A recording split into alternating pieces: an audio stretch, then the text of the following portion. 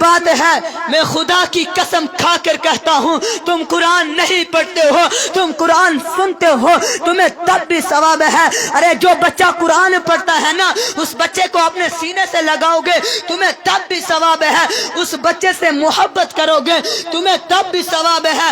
تم اس بچے کو چھوڑ دو جس ٹپائی پہ وہ بچہ قرآن پاک رکھتا ہے، تم اس بچے کو وہ ٹپائی بنا کر دو گے تمہیں تب بھی ثواب ہے۔ تم بچے کو قرآن پاک کے لیے غلام بنا کر دو گے تمہیں تب بھی ثواب ہے۔ ارے قرآن مسجد میں پڑھا جاتا ہے، تم قرآن سننے کے لیے گلی میں کھڑے ہو جاتے ہیں تمہیں تب بھی ثواب ہے۔ قرآن پڑھنا بھی ثواب ہے اور قرآن کو دیکھنا بھی ثواب ہے۔ قرآن بے مثال ہے۔ اور ایک اور بات کہتا ہوں، قرآن لا ریب ہے، اور یہ لا ریب میں نے نہیں کہا، یہ خود قرآن نے کہا۔ کہا لوگوں مجھے کھولو، بتاؤ بتاؤ میں کون ہوں۔ میرا تعارف پوچھنے سے پہلے مجھ سے پوچھے کہ میری حیثیت کیا ہے۔ یہ قرآن کہتا ہے کہ کہیں ایسا نہ ہو کہ پوری کتاب پڑھ جاؤ، بعد میں پتہ چلے اسے تو شرابیوں نے لکھا تھا، بعد میں پتہ چلے اس کا تو سارا حصہ بدل دیا گیا ہے، بعد میں پتہ چلے اس کے تو کئی حصے نکال دیے گئے ہیں۔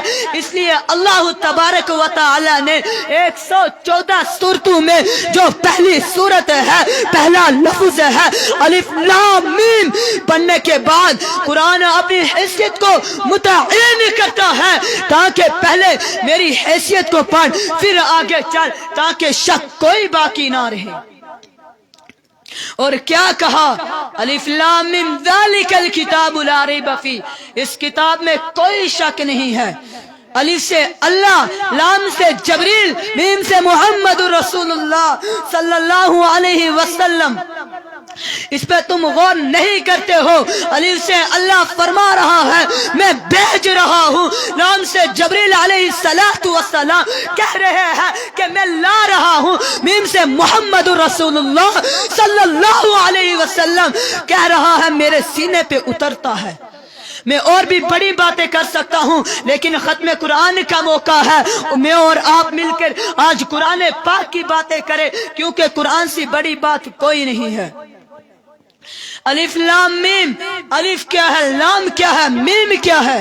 الف سے اللہ، لام سے جبریل، میم سے محمد رسول اللہ صلی اللہ علیہ وسلم۔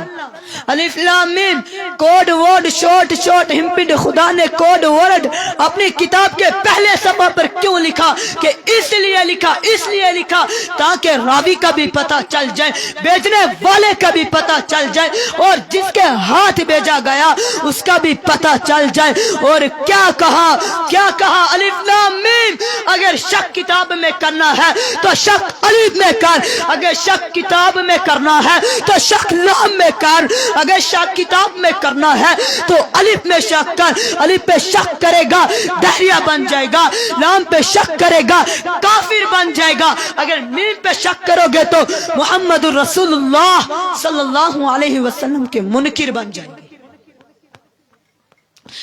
تو اب 3 شکوک سے گزر کے شک آگے بڑھے گا، جب شک آگے نہیں بڑھے گا پھر قرآن جیسی بے مثال کتاب کوئی نہیں ہے۔ الف لام میم ذالک الکتاب، الف لام میم یہ ایک لفظ ہے اور اس ایک لفظ پر سینکڑوں کتابیں لکھی گئی ہے، اس پر بڑی تحقیق کی گئی ہے۔ میں الحمدللہ اسی ایک لفظ پر بڑی تقریر کر سکتا ہوں، ساری رات گزار سکتا ہوں، آپ لوگوں کو بتا سکتا ہوں۔ ایک آدمی کو دیکھو، خدا نہ خواستہ دریا کا پانی ٹوٹ گیا ہے، بند کے پاس آ گیا ہے، یہ آدمی چوک میں کھڑا ہو کر کہتا ہے لوگ یہ نہیں دیکھتے ہیں یہ آدمی سچا ہے، یہ آدمی جھوٹا ہے، لوگ کسیاں اٹھاتے ہیں اور شہر کی طرف بھاگ جاتے ہیں۔ کیوں کہ ایک عام آدمی کے کہنے پر یقین کرتے ہو لیکن الف لام میم پہ یقین نہیں کرتے ہو۔ तबरी ने कहा ये वाक़या हुआ, इब्ने हशाम ने कहा ये वाक़या हुआ, शाह वली अल्लाह का वाक़या किताब में है, शक नहीं करना। बुजुर्गों का वाक़या किताब में है, शक कोई नहीं करना। बुजुर्गों का जिक्र तारीख में हो, शक कोई नहीं। औलिया का जिक्र तारीख में हो, शक कोई नहीं। लेकिन जिस अलिफ को खुदा ने भेजा है, इसमें शक करते हो। अलिफ लाम मीम ज़ालिकल किताबु ला रैब फी। अल्लाह तबारक व तआला फरमाते हैं कि इस किताब में कोई शक नहीं। अल्लाह तबारक व तआला ने आपने और मोहम्मद रसूलुल्लाह सल्लल्लाहु अलैहि वसल्लम के दरमियान वास्ता जबरील का क्यों रखा? इसलिए रखा कि जबरील फरिश्तों का सरदार था। और कुरान ने खुद कहा, कुल मन काना अदुव्वन लिजिब्रील फइन्नहु नज़्ज़लहु अला क़ल्बिक।